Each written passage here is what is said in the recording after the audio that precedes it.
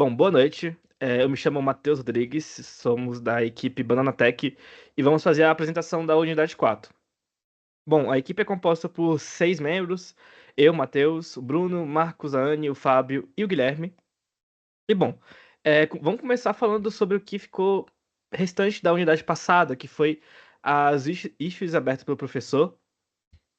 Foram abertas duas issues, uma relacionada ao USM e a outra relacionada ao PBB Canvas. É, Essas issues foram abertas principalmente por conta de o que foi solicitado não estar diretamente no GitHub, e sim estava sendo utilizado uma extensão. Então, não foi aceito, logo a gente colocou agora um print mesmo do que foi solicitado.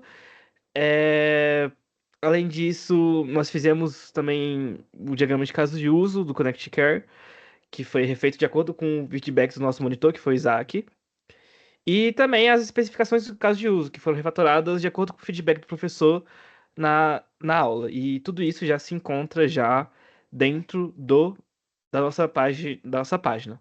E só recapitulando um pouco sobre o nosso projeto, nós estamos fazendo projeto para a Bananoff Doceria, que é uma confeitaria especializada em banoffs e vários outros doces. E foi fundado em 2020 no Gama, eles fazem vendas no condomínio, e o principal problema deles era a questão de dependência do WhatsApp e do iFood. Então, nós viemos aqui um pouco para automatizar um pouco os pedidos da doceria, e também poder liberar para eles um pagamento pelo site, que isso a gente conseguiria provavelmente diminuir as taxas que paga no iFood, automatizar um pouco melhor o processo e deixar melhor o processo de vendas deles. Agora eu vou falar um pouco sobre a engenharia de software. A gente selecionou a abordagem ciclo de vida ágil. A gente está utilizando o processo do Scrum XP, que é com entregas interativas incrementais, então ele dá uma margem para mudanças. Além disso, utilizando as partes do próprio Scrum, as práticas, a gente está utilizando a Sprint Review, Sprint Planning e Retrospectiva, sendo que a Sprint Review e a Sprint Planning, elas são feitas na mesma reunião com o nosso cliente. E a retrospectiva a gente faz após essa reunião com o cliente, só entre os membros da equipe. Cada uma das sprints está ligada ao nosso cronograma. Foram 6 sprints no total, com 15 USs do MVP. Agora eu vou mostrar um pouco o nosso cronograma, porque a cada sprint a gente teve releases. Então, tem como aumentar um pouquinho, por favor? Então, por exemplo, nessa nossa primeira sprint, a gente estava tratando as primeiras funcionalidades. Então, a gente mexeu com o cadastro e a autenticação e gerenciar conta de usuário, que é as nossas USs de 1 ao US4. Já na Sprint 2, a gente teve a funcionalidade de cardápio, onde a gente gerenciou o cardápio, então foram feitas as US 5 e 8, as 5 a 8. Então, a cada sprint tinha uma release para ela.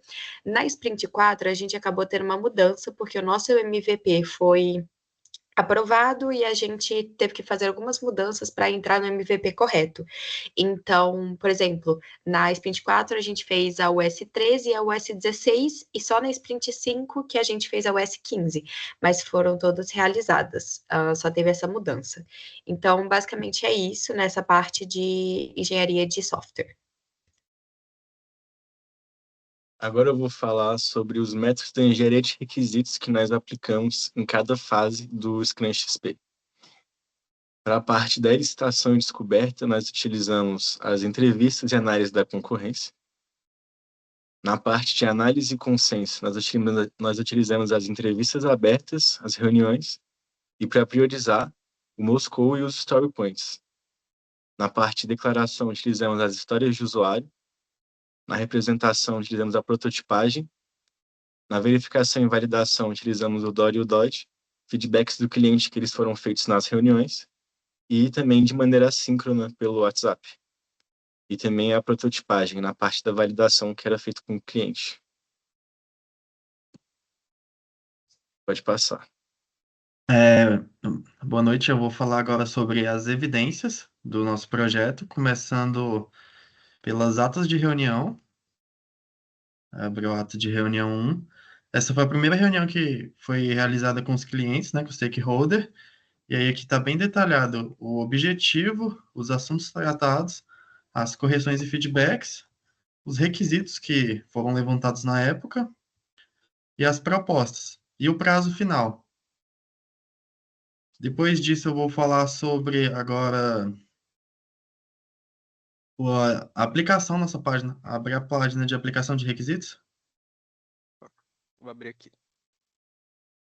Aí aqui eu vou mostrar um pouco como foi aplicado o DOR e o DOD e os critérios de aceitação no projeto. Aí a ferramenta utilizada foi o Trello, usando os checklists que foram feitos na sala, do DOR e do DOD, e junto com critério de aceitação e regra de negócio. Aí pode descer aí. Aí tem aqui um print do nosso Trello e as organizações de como foi feito. E a definição do DOR e do DOD. E só complementando aqui um pouco sobre o Dora e o Dodge, né, que a gente está utilizando, eles estão presentes no Trello, então cada cartão do Trello tem o Dora e o Dodge associado ao OS, e uma OS só é passada para andamento quando o DOR é aplicado, e a OS também só é passada em aceitação quando o Dodge é aplicado e validado pelo nosso cliente. Bem, como foi dito, o Trello ele é o cerne da equipe de desenvolvimento, então ela que vai dar o norte, né, que vai guiar o desenvolvimento dos devs, né, em si.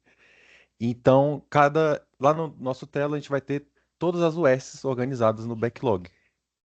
Então, cada cartão vai ter o nome da OS, a descrição da OS, os story points, os critérios de aceitação, tanto para o front quanto para o back, para guiar, né, o desenvolvimento em si. Para o front também tem a questão dos protótipos aqui, para guiar também. E bem, vamos começar aqui. A gente vai fazer uma dinâmica de mostrar aqui na esquerda a OS e mostrar na direita a OS de fato implementada no nosso produto. Então, a OS1 aqui seria realizar cadastro no sistema. Aqui a gente tem a nossa tela de cadastro e tem esse critério de aceitação, que é o formulário que está ali, com o nome, o número de telefone, a data de nascimento, o e-mail e a senha obrigatória de no mínimo de 6 caracteres. Então, pode ver ali, se botar uma senha menor, ele dá o aviso.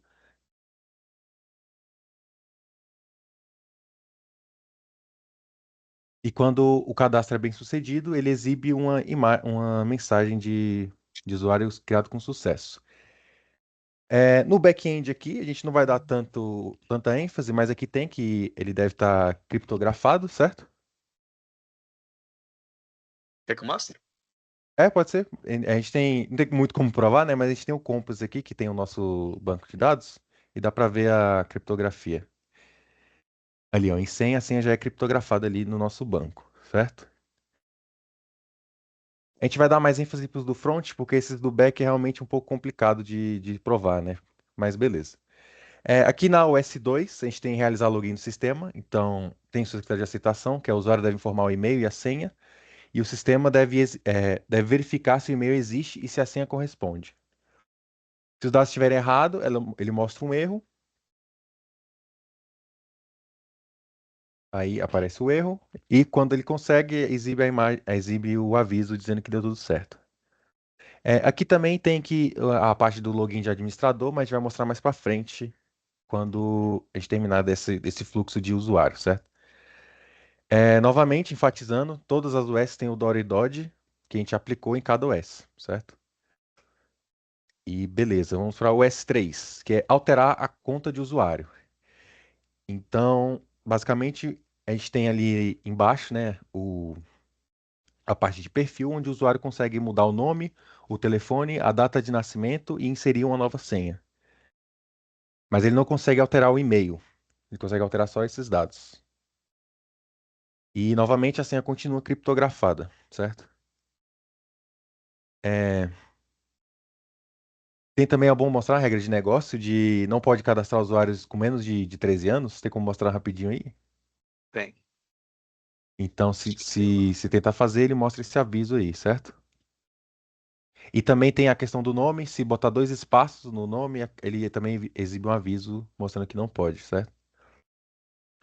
E beleza. Vamos para o S4 agora, que é excluir a conta de usuário. Então, basicamente, É só excluir o usuário mesmo permanentemente, então não é reversível.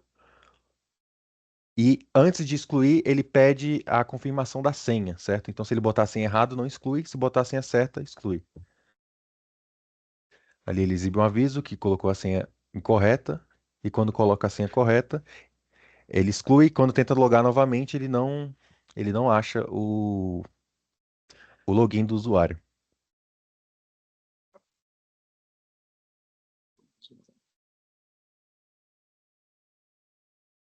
Daí. Deu erro ali, certo? Beleza. Próximo é o S5, que seria adicionar um item ao cardápio digital. Essa já é um S de administrador, então a gente vai fazer o login aqui com a nossa conta de admin. Com a conta de admin, além do acesso ao cardápio, a gente tem acesso a esse painel de administração, certo? Que nele a gente consegue lançar as tortas, lançar todas as quantidades, certo? Então, de critério de aceitação, a gente tem aqui, o administrador pode adicionar um novo item com nome e descrição, vou pedir para o Bruno clicar aí, ó. Tem esse formulário que ele consegue botar o nome, a descrição, o preço, a imagem, e com isso vai ser criado tanto uma torta quanto uma fatia, certo? Então ele consegue colocar os dados, consegue colocar uma imagem, e assim que ele criar, vai aparecer na listagem ali do painel de administração, e também vai aparecer no cardápio para os clientes.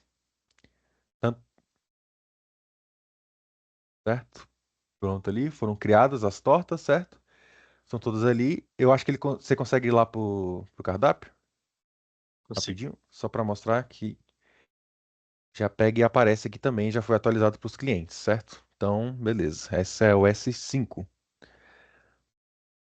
Passando para o S6, a gente consegue excluir itens do nosso cardápio digital. Então, também não tem segredo, seria só clicar na lixeira ali e ele já exclui. Apareceu a confirmação, né, antes de excluir, que é um critério de aceitação também. Tem a listagem, outra critério de aceitação, listagem com botão de exclusão, e após a exclusão, o item é removido, certo? Como foi feito ali agora. Vamos para o S7 agora, que é alterar um item no cardápio digital. Os critérios de aceitação são que deve ser possível editar o nome, a descrição, a imagem, preços e a quantidade. E sendo que o nome é obrigatório e o preço também. Preços válidos, né? Não é possível inserir um preço negativo. E após salvar, essa alteração já é salva imediatamente na listagem de tortas. Então tá lá, exibiu o aviso, que deu tudo certo e foi alterado corretamente. E passando aqui para o S8, que é visualizar o cardápio digital. A gente já visualizou ele, né? Mas está aí. O cliente consegue visualizar todas as tortas atualizadas de acordo com o painel de administração. E agora eu vou passar a palavra para o Bruno, que ele vai terminar de apresentar as USs que faltam. Bom, agora partindo para o fluxo final de compra. Então, dentro do nosso cardápio, eu posso adicionar esses produtos na minha sacola virtual. Então, por exemplo, eu posso escolher aqui uma torta, aqui no critério, se for uma torta, ele tem que escolher o tamanho, aqui fica o tamanho P ou G, vou escolher uma torta P, adicionar a sacola. Se ele for adicionado, ele tem que ter a quantidade, pelo menos um, o preço unitário, o nome dele, e o valor total da sacola deve refletir. Vou colocar mais uma fatia aqui, esse produto está esgotado, vou colocar essa fatia aqui na sacola também junto. Então, aqui na sacola, já vai estar aqui dentro com o preço total dos itens, todos os itens que eu tenho. O próximo, o S11 agora, alterar os produtos da sacola virtual. Então, aqui eu posso aumentar ou diminuir a quantidade de um item. Então, aqui, por exemplo, eu posso aumentar essa quantidade dessa torta, eu posso diminuir também. Se for menor que 1, ele vai excluir. E quando eu mudo aqui, ele já altera o valor total da minha sacola automaticamente. Tem um feedback visual, caso dê errado. Nesse caso, não vai ter feedback visual de sucesso, é que realmente vai mudar o númerozinho da quantidade aqui. O próximo agora é o S10, remover o produto. Então, eu posso remover um item da sacola. Se a quantidade for reduzida para 0, ele vai ser removido. O preço da sacola vai ser atualizado.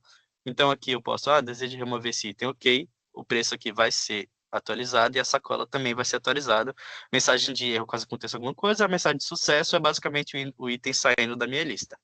O próximo, o S, vai ser realizar pedido. Então, aqui ele pode confirmar os itens da sacola como um pedido. E o sistema deve validar se a sacola contém itens. Ou seja, se não tiver nenhum item, eu não consigo nem concluir o meu pedido. E quando eu concluir meu pedido, eu posso escolher o método de pagar no local ou pagar via Pix. Eu vou escolher aqui pagar no local. Ele vai me levar para minha tela de pedidos. Mas após confirmar aqui, nos últimos critérios, ele limpa a sacola e ele armazena o pedido no banco, ou seja, a sacola não tem mais itens e meu pedido está bem aqui em meus pedidos. Agora, passando para o S13, visualizar um pedido, é na parte de administrador. Então, são todos os pedidos que já foram feitos. Aqui ele pode ver uma lista com todos os pedidos. Então, aqui são todos os pedidos que foram feitos. Esses são os números deles, os IDs deles. Cada pedido mostra o cliente, o telefone, o total e a data que foi realizado esse pedido. Tem uma lista de todos os produtos que tem. Então, quando eu clicar aqui nessa tabela, ele detalha melhor quais são todos os produtos, com o produto que é, a quantidade, tudo mais, o preço. E eu também posso concluir, que seria quando realmente o cliente veio e buscou esse produto. Então, eu tiro ele da listagem, isso já reflete no pedido do usuário lá. Então, essa foi a S13. A S15 aqui agora, de alterar. Alterar a chave Pix. Aqui eu tenho nós temos o S de alterar a chave Pix para o nosso QR Code, para via de pagamento. Então, a chave Pix pode ser visualizada e editada apenas por administrador. Então, realmente, essa página aqui é só de administradores. Se entrar um usuário autenticado com outro role, ela já sai, então não deixa ninguém mudar. Eu posso alterar a chave Pix, o nome completo e a cidade do banco, que são outras regras necessárias para o QR Code, inclusive o QR Code gerado aqui. Eu posso testar aqui nessa tela aqui. Eu posso editar aqui, por exemplo, a chave Pix. Vou botar aqui meu telefone. É 19998979897. Então, posso salvar aqui. Então, caso o administrador queira mudar até a chave para outro banco, ele pode, tem que seguir essa chave aqui. Eu posso testar novamente, ele vai criar outro QR Code junto dessa chave. E por último, o S20 de realizar o pagamento de pedido via Pix. Eu posso vir aqui nos meus pedidos, escolher pagar via Pix. Então, aqui eu vou pagar via Pix. Aqui, os critérios de aceitação são que o sistema deve gerar um QR Code Pix. Então, está bem aqui o nosso QR Code Pix. O código deve ser gerado a partir da rota back-end. Então, isso não dá para mostrar, mas foi gerado, carregou e foi gerado. O cliente deve ser redirecionado para uma tela de pagamento. Então, aqui é uma tela diferente para pagamento e o ID dele. E a tela exibe o valor total, exibe essa mensagem que a pessoa tem que fazer, apresentar o comprovante de pagamento no final, quando ele retirar. E tem que ter uma mensagem clara se der erro no QR Code. Nesse caso não deu erro, mas se der, ele aparece aquele feedback ali em vermelho falando que deu erro.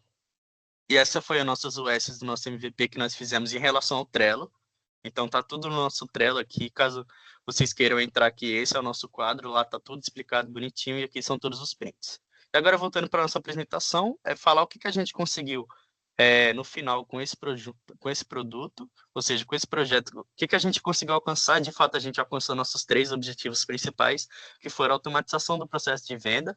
Então, de fato, o cliente consegue entrar ali, ver o cardápio, realizar um pedido sem precisar a intermediação do estabelecimento, que também são esses 2 objetivos. E, por último, o pagamento via Pix, de forma automatizada. Então, ele consegue fazer o pagamento pelo próprio site, sem precisar contatar com o estabelecimento. Ele somente chega lá no estabelecimento e fala que já realizou o pagamento, mostra o comprovante e tudo certo. E essa foi a nossa apresentação da unidade 4. Muito obrigado.